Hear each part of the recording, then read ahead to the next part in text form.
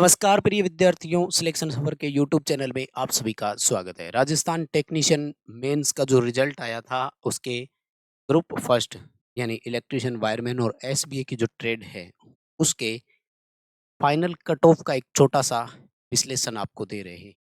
क्योंकि अब document verification के बाद अगला चरण यही है कि बस थोड़ा सा हमें हिंट मिल जाए कि फाइनल कट ऑफ कितना रहेगा। क्योंकि जब आपको दोगुना यानी डॉक्यूमेंट वेरिफिकेशन के लिए बुलाए गए मेरिट और कट ऑफ का पता लग जाता है, तो कहीं न कहीं आप अपने स्कोर का अंदाज़ा लगाने लग जाते हैं कि यार मैं इस दौड़ में तो था, मेरे इतने स्कोर तो होंगे। अब बात ये है कि मेरिट कितनी चढ़ेगी हमें जैसे-तैसे ये पता लग जाए, तो बहुत बढ़िया हो जाए। आज की इस वीडियो में एक छोटा-सा एनालिसिस आपको देने वाले हैं। वीडियो लंबा लगे तो स्पीड डबल कर लेना। बाकी चैनल से पहली बार जुड़े हैं तो सब्सक्राइब करो। मैं देख रहा हूँ बहुत सारे बच्चे अभी भी बिना सब्सक्राइब किए हुए देख रहे हैं। भाई सब्सक्राइब कर लो, अब अपडेट इसी चैनल पर दिया करेंगे। वहाँ सीबीटी एग्ज़ाम के तैयारियाँ शुरू हो गई है तो वो उन बच्चों के लिए रहेगी। एक विश्लेषण आपको देते हैं। बड़ा सवाल है कि कितने अंक मेरिट और बढ़ेगी? ये है सबसे बड़ा सवाल। आ जाइए, बहुत मेहनत की है, थोड़ा एप्रिशिएट ज़रूर कर देना, लाइक ज़रूर कर जाना क्योंकि देखो मेरिट कितनी चढ़ेगी या कितनी नीचे गिरेगी, वो हमारे हाथ में नहीं है। तो कोई ये मत कह देना कि ऐसे कैसे बोल दिया। ये हमारे व्यू और एनालिसिस है, हो सकता है आप इसे डिसएग्री करें, कोई दिक्कत नहीं है, कमेंट बॉक्स खुला हुआ है, कमेंट करके आप अपनी राय दे दो। सहमत हो जाओ तो लाइक ज़रूर करके जाना यार, बहुत मेहनत लगती है, यहाँ से डाटा, वहाँ से डाटा। अच्छा, फिर भी बहुत सारे बच्चे संतुष्ट भी नहीं होते हैं, उनको फ़ोन पे ही हर चीज़ चाहिए, अगर कॉल पे जवाब नहीं दे पाए तो फिर वो भी कहते हैं कि ये वो। तो यार प्लीज़, हम सामने इंसान ही है, कोई मशीन नहीं है कि आप बटन दबाओगे और आपको रिप्लाई मिल जाएगा यार, थोड़ा-सा वो भी सब्र किया करो। बीइंग ह्यूमन भई 4,500 इलेक्ट्रीशियन की बुलाए, हमारे पास कम से कम 15,000 कॉल आ गई होगी यार। क्रिएटेड प्रॉब्लम्स है आपकी, है ना? एक तो होता है कि नेचुरल प्रॉब्लम्स होती है, जैसे ये है, ये सबकी ऑन डिमांड का और सिंपल सवाल है, तो इसका जवाब बनता है। अब आगे इस पर और क्या चीज़ें आती है, ख़ैर आगे बढ़ते हैं देखो। फर्स्ट ऑफ ऑल देखो, मैंने सीटों का कलेक्शन किया है तो उस पर आते हैं, है ना? कि किसकी कितनी सीट है। तो अनरिज़र्व की टोटल सीट कितनी है, इस पर अपन लोग बात करते हैं। टीएसपी और नॉन टीएसपी दोनों को मिला करके। उत्पादन निगम में 25 सीट थी, जयपुर डिस्कॉम में 216, अजमेर डिस्कॉम में 65 है और जोधपुर डिस्कॉम में 325। अब की बार सबसे ज़्यादा यहीं थी। ये ठीक लगा मुझे कि इस एरिया वालों की जॉइनिंग यहीं मिल जाएगी। अजमेर, जयपुर वालों को हो सकता है इधर आना पड़े। टीएसपी एरिया में अजमेर डिस्कॉम में 94 है और जोधपुर डिस्कॉम में है 6 सीटें अनरिज़र्व की। पहले तो आपको टीएसपी, नॉन टीएसपी का बता दूँ।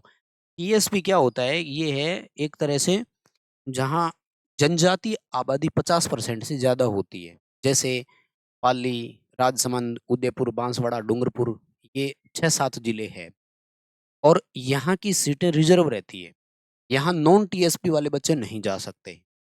जो नॉन टीएसपी डिस्ट्रिक्ट से बिलॉन्ग करते हैं, वो अनरिज़र्व में वहाँ नहीं जाएँगे, वहाँ उनके अनरिज़र्व बच्चे ही लगेंगे। तो इनकी मेरिट तो अलग बनेगी भैया, है ना? 94। ये टीएसपी वाले नॉन टीएसपी में आ सकते हैं।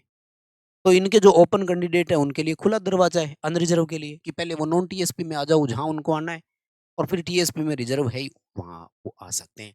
वो अलग देखो, रूल है तो रूल है, फिर अपन उसमें जाएँगे नहीं।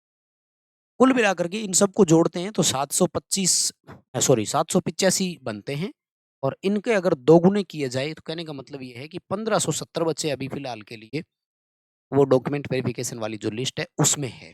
ठीक है? अब मैं राउंड फिगर में इसको ये कर देता हूँ कि 1570 की जगह अपन इसको 1585 कर देते हैं। अब इसमें से 785 माइनस करो, कहने का मतलब ये हो गया कि 800 कैंडिडेट जो है ना, वो अनरिज़र्व से अपनी-अपनी कैटेगरी में जाएँगे। साफ-सी बात है, स्पष्ट बात है।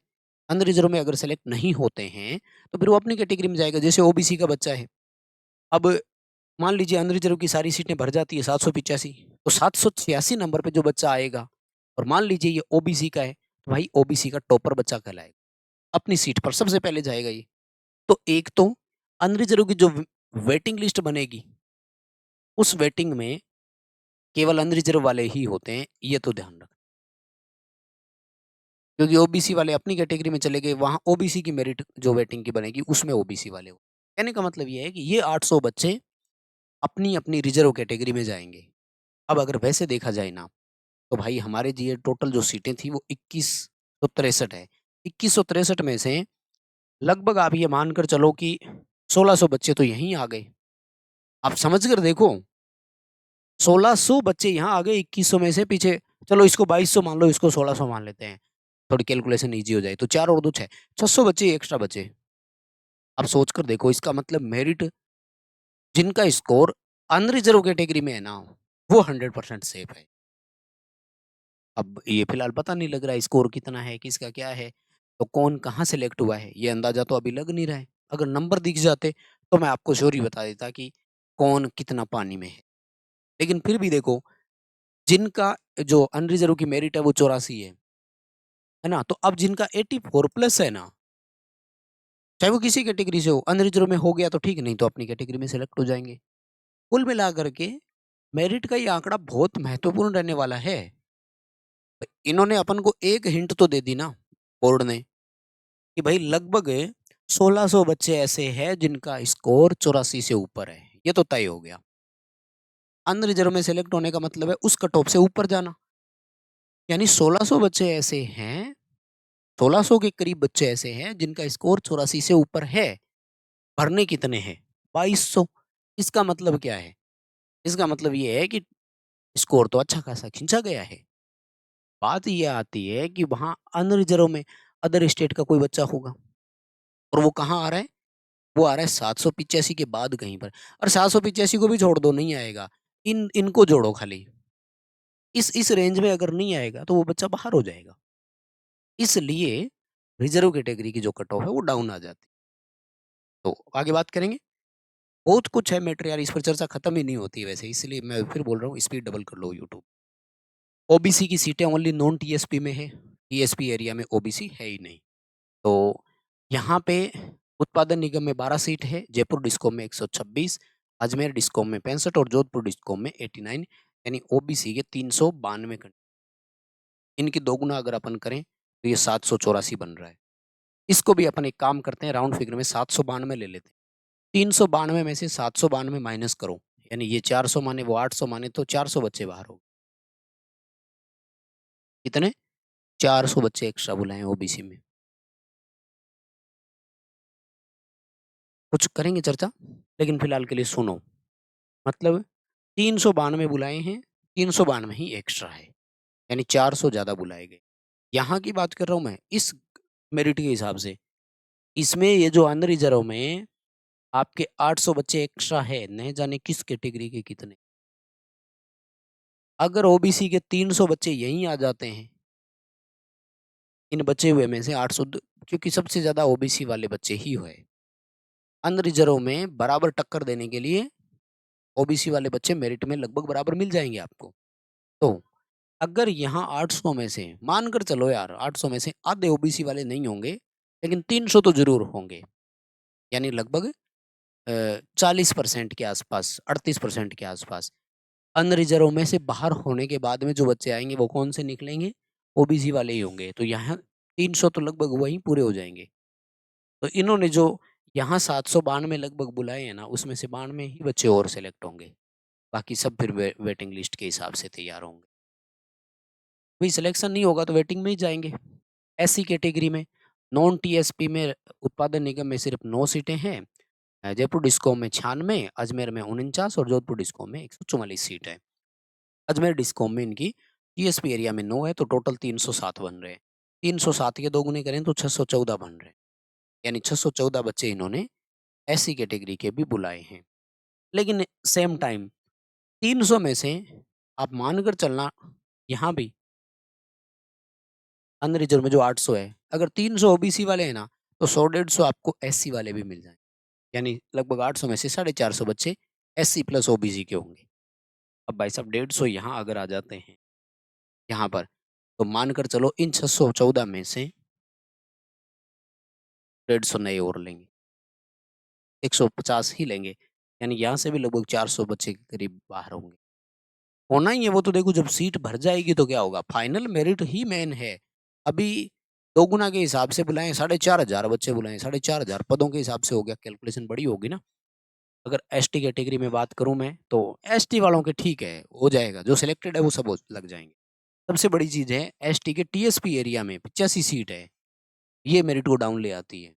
टीएसपी एरिया में तो कुछ भी नहीं लगेगा। मिनिमम क्वालिफाइंग मार्क्स है तो यहाँ सब सेलेक्ट हो जाएँगे, कोई दिक्कत नहीं आएगी। फिर यहाँ देखो जोधपुर डिस्कॉम में 108 सीट है, यानी टोटल 314 सीटें एसटी कैटेगरी की बहुत होती है। ये बच्चे आराम से सिलेक्ट होंगे, अच्छी खासी मेहनत इनकी थी और ये लग जाएँगे। मतलब इस पे विश्लेषण करने वाला कुछ भी नहीं है कि एसटी से हो गया, तो तुम्हारे चांस है। क्योंकि एक तो टीएसपी एरिया से रिज़र्व और फिर दूसरा रिज़र्वेशन भी। ईडब्ल्यूएस के दे हिसाब से देखो, ईडब्ल्यूएस में 186 सीट ही है टोटल, नॉन टीएसपी में है। टीएसपी एरिया तो है ही नहीं आपके लिए। 186 में से दोगुना करें तो 372 बुलाए हैं। मान लेते हैं कि 386 बुलाए होंगे। इसका मतलब ये है कि 200 बच्चे ईडब्ल्यूएस वाले भी 186 लगेंगे, 200 बच्चे यहाँ बाहर हो जाएँगे। अब देखो ईडब्ल्यूएस की मेरिट जो है वो ओपन कैटेगरी के बाद बहुत नीचे 18 नंबर का डिफरेंस है। इसके 2 बड़े मायने हैं। पहला, ईडब्ल्यूएस में पढ़ने वाले अनरिजर्व के बराबर फाइट कर रहे हैं और दूसरा फिर बिल्कुल डाउन आ गए क्योंकि गैप बहुत है। तो ये है यहाँ से, ठीक है ना? अब अगर मैं एमबीसी कैटेगरी की बात करूँ तो एमबीसी की 92 सीटें हैं, 184 बच्चे बुलाए हैं। मान लेते हैं 192 बुलाए होंगे, तो भाई 100 बच्चे यहाँ से भी बाहर हो। देखो सीधी-सी बात है, डॉक्यूमेंट वेरिफिकेशन की लिस्ट में आपका नाम आया है, फाइनल लिस्ट में नाम आना और भी बड़ी किस्मत की बात है। लेकिन डॉक्यूमेंट वेरिफिकेशन के लिए भी नाम आना तो अपने आप में बहुत है। अब देखो ये जो टोटल अपने हिसाब से हो रहा है ना, वो सीटें हैं 4152, लेकिन इन्होंने डीवी के लिए लगभग बुलाए हैं 4500, यानी 346 बच्चे तो वैसे ही एक्स्ट्रा बुला लिए इन्होंने, ज़्यादा बुलाए हैं। तो सीटों के हिसाब से, डेट ऑफ बर्थ के हिसाब से क्राइटेरिया बनेगा। अब देखो, अपन ये एक पूरी तरह से नॉन टीएसपी वालों का देते हैं।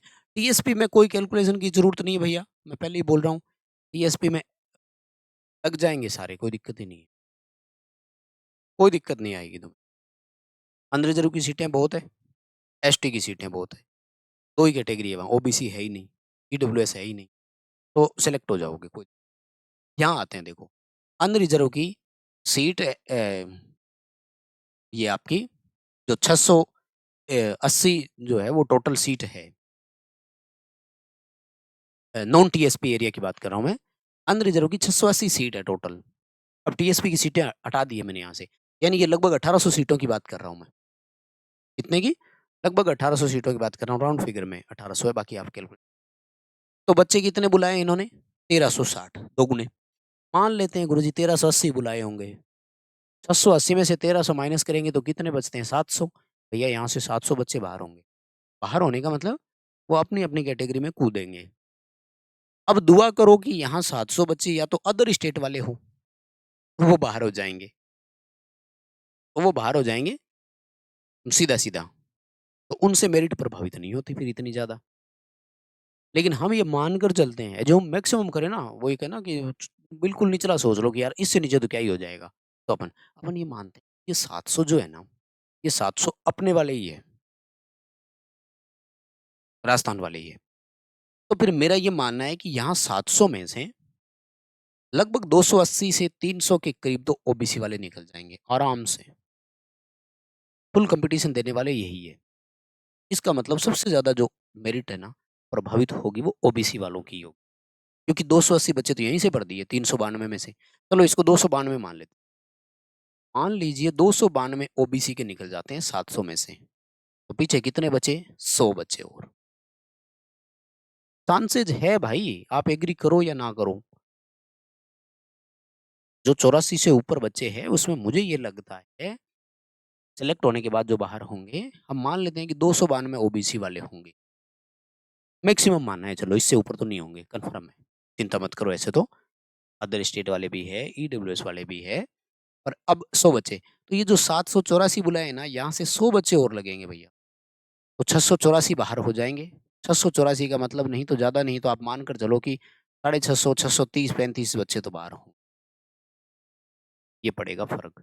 इसका मतलब यहाँ सिर्फ़ 100 ही बच्चे और चाहिए उनको, तो आप सोचो मेरिट कितनी चढ़ेगी, 84 है, 84 से 2 या 3 नंबर नीचे उतरते-उतरते उनको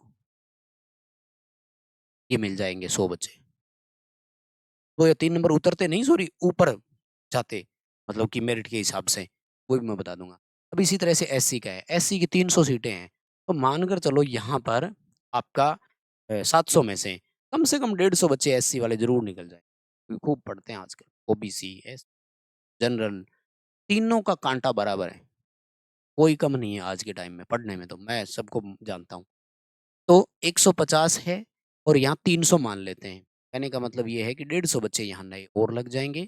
596 यानी 600 इन्होंने बुलाए हैं, तो भाई साहब कम से कम 400 बच्चे यहाँ से बाहर निकले। इसी तरह से एसटी का, एसटी के बच्चे यहाँ नहीं मिलेंगे अब आपको देखने में। तो बाकी ईडब्ल्यूएस या अदर स्टेट और वही निकलेंगे जो भी होंगे, या बचे हुए अनरिजर्व वाले होंगे जिनकी वेटिंग बनी।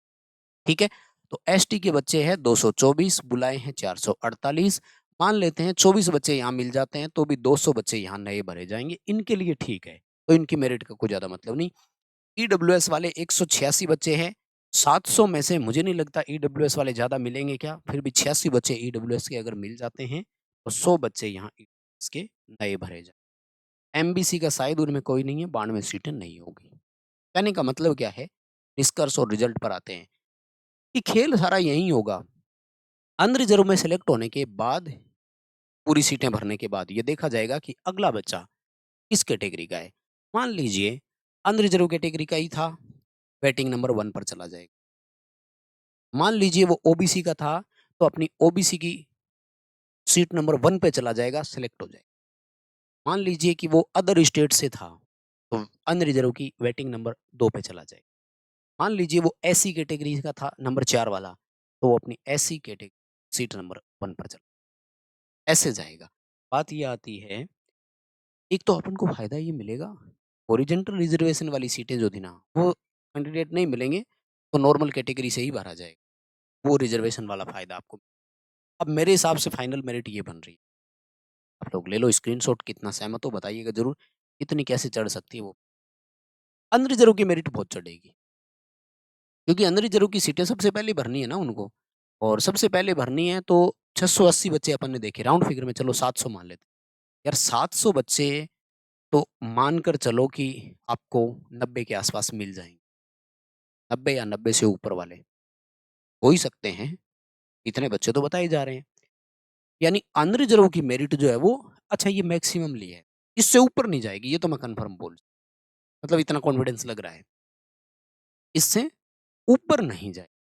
यानी अगर कोई बच्चा ओबीसी का होकर के ये सोच ले कि गुरुजी मेरे 95 कंफर्म है, तो फिर मानकर चलो वो बच्चा अनरिजर्व में सेलेक्ट हो जाएगा, इतना ही है।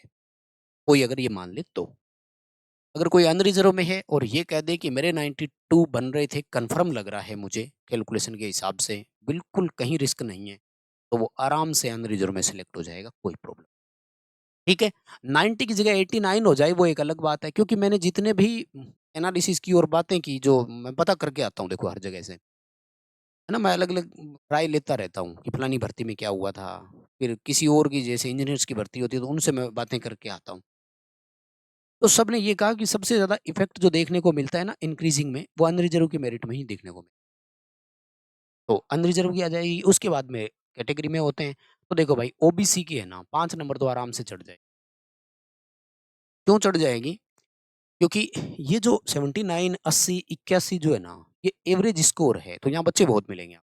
1 नंबर पे 100-100 बच्चे भी देखने को मिल सकते हैं। हाँ, 90 नंबर पे आप देखोगे हो सकता है 10 बच्चों के ही 90 नंबर आए। लेकिन 89 पर आते आपको हो सकता है 30-35 बच्चे मिल जाएँ। जैसे-जैसे नंबर डाउन आते जाते हैं, स्टूडेंट्स की नंबरिंग बढ़ती जाती है। हालाँकि नेगेटिव मार्किंग थी तो इतना लग नहीं रहा, फिर भी 84 ये जो जनरल की थी, ये ओबीसी की बनने की संभावना है। ये ओबीसी की मेरिट बन सकती है, यानी 5 नंबर मेरिट ओबीसी की चढ़ सकती है। क्योंकि अनरिजर्व में से बहुत सारे बच्चे ओबीसी वाले ही निकलेंगे, इसलिए मुझे ज़्यादा डर लग रहा है। क्योंकि जहाँ मैंने ओबीसी वालों का ओपिनियंस देखा, तो उनमें अच्छे खासे बच्चों का स्कोर 85 से ऊपर बताया जा रहा है। अब या तो वो भगवान करे कि अंदर रिजर्व में सेलेक्ट हो, तो फिर ओबीसी वालों के फायदा हो जाए यहाँ। वो अनरिजर्व में सेलेक्ट हो जाएँगे तो फिर ओबीसी की सीटें हैं, नहीं तो ओबीसी की मेरिट चढ़ना है, सीधी-सी बात है। इसी तरह से एससी की है, तो एससी की भी 4 नंबर तो आराम से चढ़ेगी भाई, क्योंकि ओबीसी के बाद नंबर 2 पे मैं एससी वाले बच्चों को ही रख रहा हूँ स्कोरिंग में। खूब नंबर लाए हैं वो बच्चे भी, कोई दिक्कत नहीं, ठीक है। एसटी वालों की कुछ कोई मेरिट नहीं चढ़ी, 2-3 नंबर चढ़ गई बहुत है। वो उनकी आपस में कॉम्पिटिशन की वजह से ही चढ़ेगी, और नहीं है। मतलब अनरिजर्व से निकल करके एसटी का बच्चा शायद ही आए, वो वहीं स्कोर पे ही है जहाँ अभी सेलेक्ट हुआ है, तो ठीक है, अगर 66-67 नंबर है तो भी सेफ हो। ईडब्ल्यूएस वालों के लिए भाई साहब, ईडब्ल्यूएस वालों की 5-6 नंबर आराम से चढ़ जाएगी, क्योंकि ईडब्ल्यूएस की सीटें कम है और अनरिजर्व में कितने का है वो देखा जाएगा, ज़रूरी होता है। तो भी 70-72 नंबर ईडब्ल्यूएस के लिए भी है। यार 50% से कम आ गया और तो क्या ही सोचें अपन। एमबीसी वालों की तो 4 नंबर एमबीसी की भी जड़ जाएगी, क्योंकि सिर्फ 92 सीटें हैं। ठीक है, तो ये मुझे लग रहा है फाइनल स्कोरिंग में। अब आप अपने विचार क्या है वो बताइए।